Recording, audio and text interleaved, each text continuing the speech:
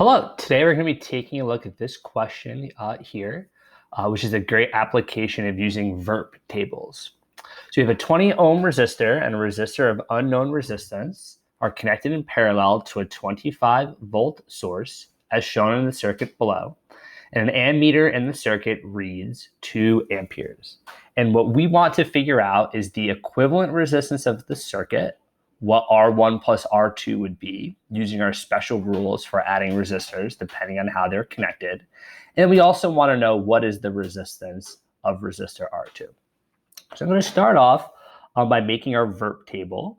From our VIRP table, we have columns to represent V, I, R, and P. Now, we're not going to be using the power column for today, but I still like to write it down there. It's good practice to have it there as well. And then every row is going to correspond to a resistive device in the circuit, which could be a resistor, a light bulb, a motor, anything like that, where current flows through and causes a drop in potential difference. So there's going to be 2 of those in this circuit, R1 and R2. We don't include the ammeter because the ammeter, we imagine, has a resistance of 0, and all of the current flows through without there being a drop in potential, so we don't have to include it. And the last item that needs to go in our VIRP table would be the total or the equivalent resistance, which is what we're going to solve for in the first part. I'm just going to go ahead and just draw in some lines to fully organize my VIRP table. Now, we can start filling in some of our given information. So we know that the resistance for R1, that is 20 ohms, okay? The resistance for R2, that's unknown. The equivalent resistance, that's also unknown. We can take that potential difference. We know that the potential of the source is 25 volts. So for our equivalent, that's going to be 25 volts. And it looks like I wrote this stuff in the wrong column here. Let me just go ahead and erase that. Rewrite it. So R, we have 20 ohms. R2 is unknown. R equivalent is unknown. Okay. I can put that 25 volts as the voltage for the equivalent. Okay. And I can write that those 2 amps is also the equivalent. Okay.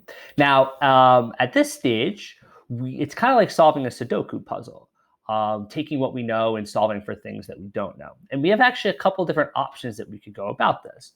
One option that I see is we can right off the bat use this information here with Ohm's law, right, where we can write that V over R equals I, okay?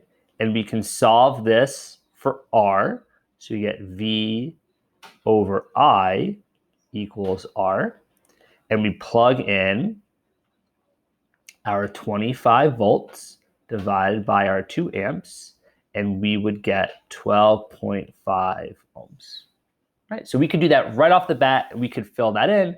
And we could also go back in, and then we could figure out the equivalent resistance, R2, by sort of using the equivalent resistance formula in reverse. But there's another way that we can go about solving for this. And that's taking advantage of what we know about the circuit. Our circuit is in parallel, which means all of these voltages have to be the same. That is what it means for 2 things or any number of things to be in parallel. It means the potential drop across them must be the same.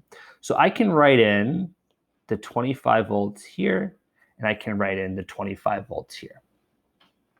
Now, using this strategy, I could figure out what could I figure out next? Well, the next thing I could figure out would be this current. Because from this current, I can use the voltage and the resistance, And I could figure out that the current here, remember, current is going to be I equals V divided by R. So I can do 25 volts divided by 20 ohms. So if I do 25 divided by 20, I'm going to get 1.25 amps. Okay. And then the other rule that I have is when things are in parallel, the currents all have to add up to the total. In other words, let me write that down as a formula over here. I1 plus I2 has to equal I equivalent. Well, if I1 is 1.25 amps plus our unknown has to equal 2 amps, well, then this current right here has to be 0.75 amps, since this one plus this one has to equal this one. 1.25 amps plus 0.75 amps has to equal 2 amps. And then I can go and use this same setup, right? This setup here to figure out my R2 there. And so for that, what I'd find is, let's see, I would do 25 volts divided by 0.75 amps. And I get out my calculator. I do 25 divided by 0.75, and I'm getting 33.33 ohms. So let's go and check our work. So my equivalent resistance, we figured out to be 12.5. And the unit here is an ohm.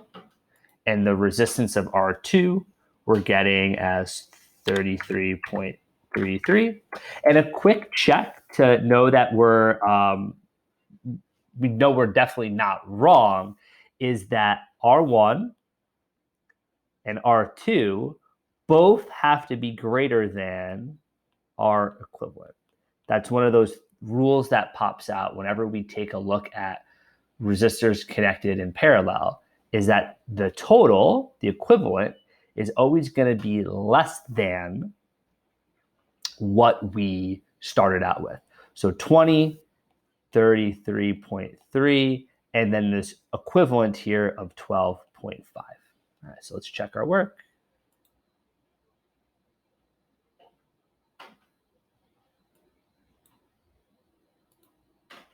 And we are correct. All right, see you next time.